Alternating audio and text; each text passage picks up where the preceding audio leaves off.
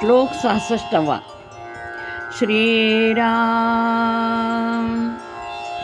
नवे सार संसार हा घोर आहे, मना सज्जना सत्य शोधून पाहे.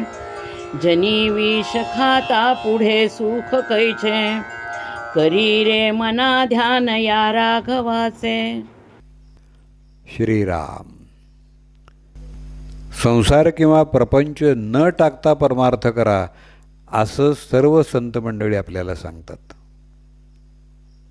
तुकाराम महाराज, एकनाथ महाराज, नामदेव महाराज यांनी तर जोडून या धन उत्तम व्यवहारे असं करून छान प्रपंच केला आणि त्याबरोबरच परमार्थही साधला.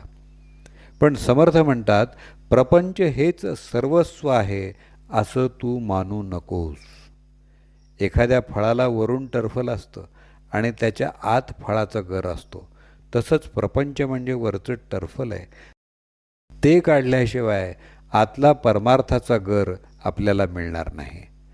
पण त्या टरफलालाच तू सार समजू नकोस. सर्व संत सगुण उपासना करतात, नामस्मरणाला श्रेष्ठ समजतात. समर्थही प्रपंच करावा नेटका असं सांगतात. प्रपंच करण्यासाठी उत्तम प्रकृती हवी, दृढता, सातत्य, एकाग्रता या गोष्टी तर लागतातच लागतात.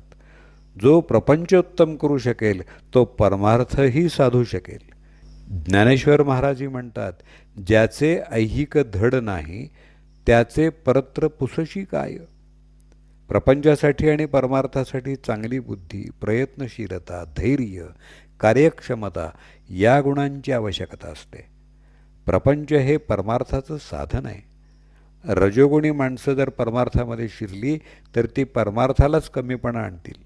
म्हणून समर्थांनी प्रपंच आणि परमार्थ यांचा समन्वय साधायला सांगितलेला आहे. प्रपंची ते भाग्य, परमार्थी वैराग्य. संसार आसार आहे म्हणून त्यात जरुरीपेक्षा जास्त रस घेऊ नये.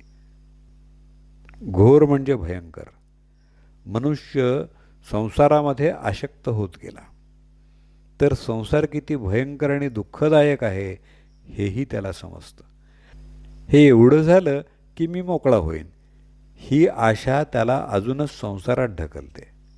असं असलं तरी प्रपंच सोडता येत नाही. त्याची व्यापकता विशाल आहे. तो आसार आणि घोर आहे हे सत्य समजून घेतलं पाहिजे. हे सत्य त्रिकाला बाधित आहे.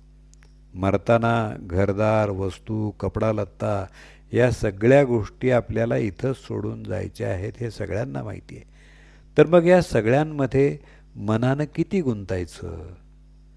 जे चकाकतं ते सगळं सोनं नसतं, पण त्याचंच आपल्याला आकर्षण वाटत असतं. हे जसं सत्य आहे तसंच प्रपंचाचं आहे. माझ्या जीवनाचं प्रयोजन काय. या आसार संसारामध्ये मी किती दिवस आणि किती प्रमाणात रस घ्यायचा. मग हे नाटकी नातेसंबंध किती दिवस सांभाळायचे. कुणाकुणाचे अहंकार सांभाळायचे. किती जणांची मनधरणी करायची आहे.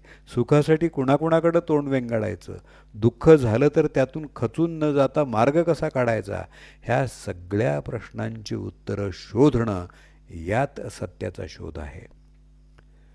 सगळं काही माझ्या मनाप्रमाणे झालं पाहिजे ही इच्छा माणसाला वासनेत ढकलते. आत्ता चांगलं झालं नाही तर नंतर होईल या मोहानं माणूस प्रपंचात गुरफटतो. म्हणून समर्थ म्हणतात, असं सुख हवं असेल तर विषप्राशन करणं योग्य आहे का. जसं गहू आणि तांदूळ आपण रोज जेवणामध्ये वापरतो, तसं विष रोज वापरता येईल का. म्हणून संसाराची आसक्ती सुटावी आणि परमार्थाची जवळीक व्हावी यासाठी समर्थ करी रे ध्यान राघवाचे असं म्हणतायत. ध्यान म्हणजे लक्ष देणं. प्रपंचातलं लक्ष काढायचं आणि परमेश्वराकडे वळवायचं. ध्यान हा शब्द वापरताना समर्थांना सर्व लक्ष रामचंद्रांच्या रूपावर केंद्रित करणं अपेक्षित आहे. त्यासाठी मनाची एकाग्रता साधता आली पाहिजे. ध्यानाचा अभ्यास करताना ध्यानाची वेळ आणि ध्यानाची जागा निश्चित असावी. पद्मासनामध्ये किंवा सिद्धासनामध्ये बसावं. आहार विहार, कपडा लत्ता या बाबतीत सात्विकता पाळावी. पाठीचा कणा आणि मेंदू एका रेषेत यावेत. खांदे सरळ आडव्या रेषेत स्थिर ठेवावेत. नेत्र अर्धोन्मिलित असावेत. आपल्याला ज्या इष्ट देवतेचं ध्यान करायचं आहे त्याची प्रतिमा किंवा मूर्ती हृदयाच्या पातळीवरती स्वतःपासून 1.5 ते 2 हात अंतरावर असावी. ही जागा तुपाचं निरांजन लावून प्रकाशित करावी. उदबत्ती आणि धूप लावावा. बसण्यासाठी धाबळी किंवा मृगाजीन असेल तर ते आसन घ्यावं. कारण ध्यानामुळं प्रचंड ऊर्जा निर्माण होते आणि आपण जर जमिनीवर बसलो तर ती ऊर्जा जमीनच काढून घेते. ध्यानात सातत्य असावं. हे सगळं घाईघाईनं न करता क्रमानं साधत जावं.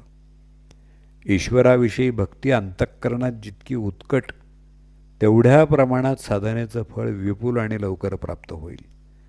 सातत्य सांभाळणं म्हणजे संसाराविषयीची आसक्ती कमी होऊन मनाची प्रसन्नता वाढत जाते.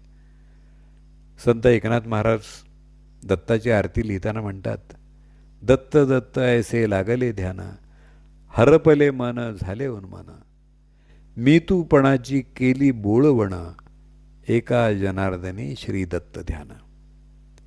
ध्यानातून अद्वैत बोध प्राप्त व्हावा. सगुणातून निर्गुणाची भेट व्हावी असं समर्थांना अभिप्रेत आहे. जय जय रघुवीर समर्थ. नव्हे सार संसार हा घोर आहे, मना सज्जना सत्य शोधून पाहे. जनी विष खाता पुढे सुख कैचे, करी रे मना ध्यान या राघवाचे. श्रीराम.